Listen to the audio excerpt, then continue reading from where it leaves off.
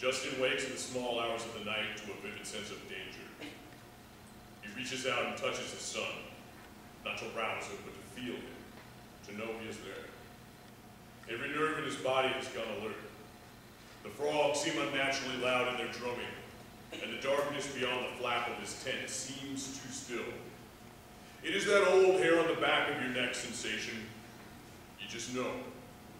Justin knows something stands outside, maybe only a few feet away, studying the tent.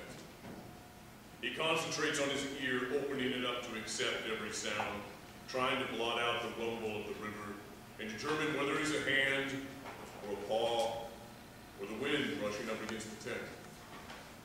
He might wait 10 minutes or he might wait an hour. It's hard to tell as he floats in a gray zone between waking and dreaming. And then he notices, only inches away from his cot, the tent wall is moving, denting inward.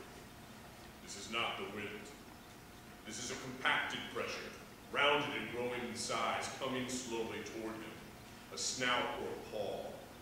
A snout, he decides, when he hears a sharp exhalation, puff, against the canvas.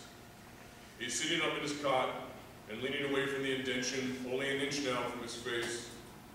It has stretched the canvas to its limit. A stake is preventing it from going any farther. He imagines it coming loose in the soil, allowing the snout to press forward into him.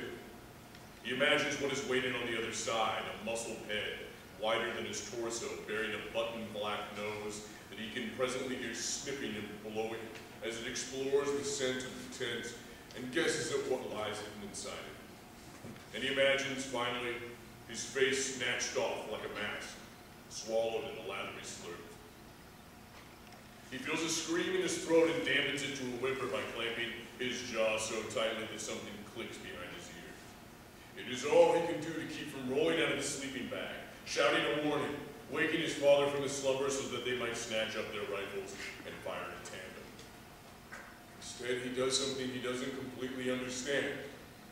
His hand rises. He watches it climb, shaking like a bird blown by an updraft, toward the snout, which has by this time darkened the canvas with its saliva, making its design like a melted bat. His hand pauses, and he holds his breath before touching it as gently as he has ever touched anything. Immediately it pulls away and the canvas returns in a slow snap to its original shape.